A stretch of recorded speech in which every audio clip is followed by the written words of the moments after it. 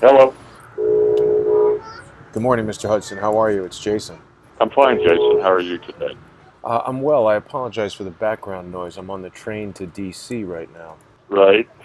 So I'm going there, of course, for the Imran Awan hearing on Friday, but I've got some other things scheduled as well. It was brought to my attention this morning that George Webb has apparently seen the Metro Police body camera footage from the Seth Rich murder. Huh. He posted a video last night in which he said that. Interestingly, I'm just looking at his Twitter right now. He's also seems to be in touch with Robert David Steele. George has basically rebuffed any offers of help that I've provided in the past 2 weeks or so. Oh, my. Yeah. Okay, so there's a lot going on in the world today, it seems. Yeah. Hold up just one second. On the body cams that were worn by the responding police officers? Yeah, I mean, there was a little bit of confusion. He mentioned 6 responding police officers, but Rod Wheeler said there were 5 responding police officers when we interviewed him back in May. And I'm just looking at his YouTube feed right now, and it seems that there's 2 videos that are named Day 311.6. So the video of interest is called Day 311.6, Right to Intervene versus Meritus. And the statement is made at approximately 13 minutes and 15 seconds into the video. Huh. He says, we looked at the body cams today. I believe he's referring to the body cams from the Seth Rich murder. Anyway, I've reached out to George with an offer to help both pay the $2,200 fee that he's saying ostensibly the DC Metro Police require to release that evidence, and also, of course, to transcode whatever digital format they might provide it in into something that we could share with the crowdsourced community and anyone who might want to see that. It's obviously of great interest. Did I hear you correctly when you said that there's a $2,200 fee to view the body cam footage? I'm just going off of, a lot of people were emailing me that George has the footage and have presumed that I'm going to DC to help George, and certainly I am available and ready to do that, but George has not responded to any of my phone calls. And right, I understand that, but is there a $2,200 fee? Well, this is what George says in the video. I'm in touch with both Matt Couch and Rod Wheeler, who are, probably the most informed investigators on the Seth Rich subject, and I'm waiting for a response from them to see. It sounded strange to me that the police would want money. All the previous information that we had heard was that the footage was not available. I'm sorry to laugh, Jason, but it does not surprise me anymore that any government agency, police department or otherwise, would be so disgusting as to charge money for anything that they do, and I really do. If that is the case, that they want $2,200 to view the body cam footage, that's appalling. I would presume it's some sort of a processing fee. If it's digital footage being stored, who knows what costs are associated with that. I'm just trying to assist George and get that footage, because obviously that would be a massive breakthrough in the Seth Rich case if we are able to obtain it.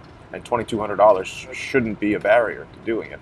I've got the $3,500 bail money from the Zanesville incident was returned to me, and I have that money available and could allocate it to this, but George hasn't responded to my text messages. Well, that's a shame. Hopefully you're just not crossing paths yet. Well, once I get to DC, we should be able to facilitate it. Well, that'll be some interesting footage if in fact that's what's going to take place. Did you hear the King James call yesterday? A lot of people were commenting on your previous calls, and I'm really glad that we're able to get more members of the crowdsourced community coming forward with information and augmenting things that you're saying. King James was talking about the high altitude atmospheric research program, more EM weaponry problems. Mm-hmm. Very interesting man. I really enjoy listening to him. Really seems down to earth, and I was unaware of the incident that he was referring to in Nova Scotia, but we're trying to take a peek at that to see what that was all about. Mm-hmm. makes me wonder why they decided to buy the people's properties and move them to another location. Doesn't make a lot of sense to us, unless they intended to continue to do whatever it was that they were doing, and it was going to be a continued problem, right? Yeah. But very interesting, man. I think you're getting some great guests on Crowdsource the Truth, and I foresee it growing, you know. Thank you. I hope so. Yeah. Yeah, and the more guests that you get, the better it'll be. Ortel is just an amazing man. I'm very impressed with his work. Yeah, we're going to be focusing much more on Charles's investigation because, really, when you think about it, so many people, including, some of the people that you've communicated with, and certainly King James, have said that it by all means seems like Imran Awan is being set up as the fall guy who simply will receive a legal slap on the wrist and probably be sent back to Pakistan so that business can continue as usual. I think it might be even more important to pursue the Clinton Foundation and the people that put the Awans into Congress. Mm-hmm, mm-hmm. Yeah, we have a concern there. It will not be surprising to us if that's what takes place. Is a slap on the wrist and then a little plane ride, right? Something like that. I do have a question for you. I noticed that you had Mr. and Mrs. back on. Yes. To discuss the lawsuit that they were doing against the DNC. Mm-hmm. I found that very interesting. Yeah. But something I was curious about is in regard to Mr. Ortel, with the investigation that he has done into the foundation, it seems to me that is a slam dunk situation for any prosecuting attorney. The problem that I have, though, is that did you ever ask the question to them if Ortel could take his evidence, or a civilian could file a criminal complaint on the foundation? Well, at the end of the broadcast yesterday, Jared Beck did bring up the notion of a citizen's criminal complaint, I believe was the terminology. I'm just going to the Crowdsource the Truth Facebook group right now to take a look because I posted it there and I want to make sure. There seems to be a problem with standing.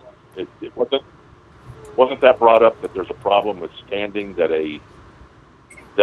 you have to be more than a U.S. citizen in order to get a criminal prosecution to move forward? I think again, these legal aspects sometimes elude me, which is why I like having specialized guests like that on so they can answer those questions. I'll certainly pose that question to Jared. There's an article that he's given us here about private citizens initiating criminal charges. And he said that I think it depends on the jurisdiction and various other factors, but I'll put a link to that article again in the description box for this video. But it's from the NC Criminal Law website. Mm-hmm, mm-hmm. It's amazing to me how politicians and various organizations have buffered themselves against prosecution, how they've made it so difficult for anybody to go after them. Mm-hmm. Yeah. Why is it that a prosecuting attorney wouldn't already be filing charges against the Clinton Foundation if they're aware of this information, I guess is what I'm saying.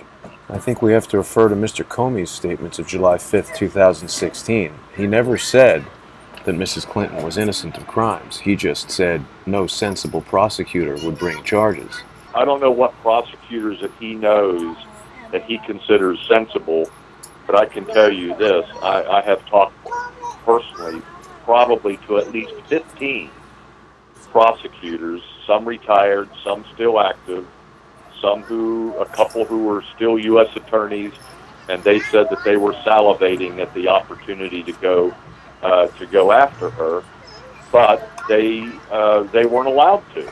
I took Mr. Comey's statements to indicate that prosecutors like Barrington Wisenant were possibly not so sensible, and that the result of their prosecutions were, suicide.